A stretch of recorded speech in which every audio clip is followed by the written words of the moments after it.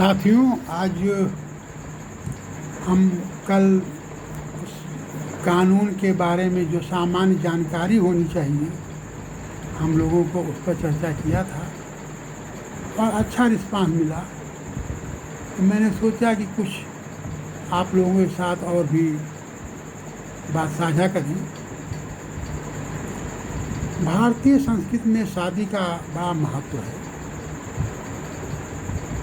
ये शादी जो है दो परिवारों का मिलन तो होता ही है, उनकी आत्माओं का भी मिलन होता है। जब पराये घर की लड़की ससुराल में आती है तो कुछ नए संबंध बन जाते हैं। सास बहू का, नंद भाभी का, देवरानी जेठानी का, ऐसे सारे संबंध बन जाते हैं और इन संबंधों में कभी कभी कुछ खटास हो जाती है, कड़वाहट हो जाती है। सामान्यतया देखा गया है कि हर परिवार में माता पिता के सामान्यतया एक लड़का एक लड़की होती है। शादी के पहले स्वाभाविक है कि लड़की का हर काम में सलाह ली जाती है, लेकिन शादी हो जाने के पश्चात उनसे सलाह लेना थोड़ा सा नहीं संभव हो पाता है। नई नवेली आई बहू से भी सलाह मशवरा लिया जाता है। इन सबको देखते हुए थोड़ी सी दिक्कतें आती हैं और अगर नंद और भाभी की उम्र में बहुत ज़्यादा अंतर नहीं है तो उनके एक दोस्ती वाला संबंध हो जाता है। उनका एक जो घरेलू संबंध है वो कम रह जाता है और उनकी पड़ती है। लेकिन अक्सर देखा गया है कि जब संबंध में खटास हो जाती है, कभी कभी खटास इतनी बढ़ जाती है कि वो जैसा हमने कल की वीडियो में बताया था कि एफआईआर तक की नौबत हो जाती है।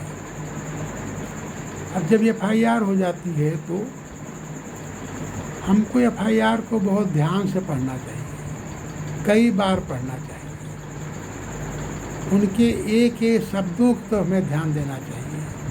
अगर गलत एफआईआर है तो आपको बहुत सी ऐसी बातें मिलेंगी जिनके साक्ष्य आपके पास होंगे। जैसे घर में सीसीटीवी कैमरा लगा हुआ है, उसका उपयोग हो सकता है। कहीं बाहर घूमने गए हैं, पिक्चर हॉल गए हैं, रेस्टोरेंट में खाना खाया है, किसी संबंधियों के यहाँ गए हैं, किसी दोस्तों के यहाँ गए हैं, या घर में बातचीत हुई है। बहुत से ऐसी चीज़ें आपको मिलेंगी एफआईआर में। अगर गलत एफआईआर लिखाई गई है तो आपको उन सभी तथ्यों को, भले आपको लगे कि वो तथ्य क्या फ़ायदा देंगे, ऐसा नहीं है। सभी के जो भी आगपा तथ्य होंगे, जिनके प्रमाण होंगे, वो बहुत काम की चीज़ें होती हैं। उन साक्ष्यों को, उन तथ्यों को इकट्ठा करें, डॉक्यूमेंट के रूप में हो तो, या आपके जो है इलेक्ट्रॉनिक के रूप में है तो, इन सब को सुरक्षित करें। और जो कूलिंग पीरियड मिलता है 2-3 महीने का, उसमें उसको काफ़ी ध्यान दें। महीना 1.5 महीना तक उसको काफ़ी अध्ययन करें। अध्ययन करने के बाद अगर आपको लगता है कि एफआईआर में 2-4 चीज़ें ऐसी हैं जो आपको साक्ष्य के रूप में काम आ सकती हैं,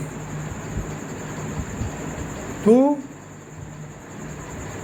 उन साक्ष्यों को इकट्ठा करें। अगर लड़की कहीं जॉब करती है तो वहाँ की अटेंडेंस है। अगर आपका लड़का जो है कहीं जॉब करता है, उनकी अटेंडेंस है, उनके मोबाइल नंबर की लोकेशन है। बहुत से साक्ष्य आज के ज़माने में ढेरों साक्ष्य मिल जाते हैं। तो अगर आपके पास साक्ष्य है तो आप, अगर एक ही स्टेट के दोनों लोग हैं तो आप संबंधित हाई कोर्ट में जाइए और सर्टिफाइड कॉपी एफआईआर की लेकर के अपने साक्ष्यों के सहित उसकी क्वेश्चन के लिए जाएं और प्रेयर करें कि साहब ये गलत FIR लिखाई गई है, इसको क्वेश किया जाए। तो कोर्ट कभी कभी क्वेश भी कर देता है, कभी कभी मीडिएशन भी कर देता है। अगर दोनों लोग अलग अलग स्टेट के हैं तब भी FIR क्वेश्चन में आप जा सकते हैं, लेकिन ऐसे FIR के लिए आपको क्वेश्चन के लिए सुप्रीम कोर्ट जाना पड़ेगा। और सुप्रीम कोर्ट में जाएंगे तो वहाँ भी स्थिति यही है कि अपने साक्ष्य के रूप में जाएंगे, तो उन साक्ष्यों के आधार पर या तो केस करेगा, अगर वो लगता है गलत FIR लिखी तो इसको मीडिएशन में भेज देगा। क्योंकि कोर्ट का सबसे पहला सिद्धांत ये होता है कि ये संबंध बरकरार रहे, संबंध टूटे नहीं। हर स्टेज पर उसको जो है वो चाहते हैं कि ये आपके संबंध में बिखराव ना आए। तो इस प्रकार से FIR प्राप्त होने के बाद क्या करना चाहिए हमको, इसका हमने थोड़ा सा विश्लेषण किया है। आगे के वीडियो में और भी विश्लेषण करेंगे और भी बातें बताएंगे, लेकिन आप लोग इस वीडियो को देखते रहिए और समझते रहिए और अपने साक्ष्य इकट्ठा करते रहिए। ईश्वर से कृपा मांगते रहिए कि ऐसी नौबत किसी के साथ ना आए कि कोर्ट का यही चक्कर लगाना पड़े। इसलिए आप लोग हमारे वीडियो देखते रहिए और अपनी कोई शंका समाधान है तो हमको आप लिखते रहिए, कमेंट करते रहिए और हमें सहयोग देते रहिए। धन्यवाद, शुक्रिया।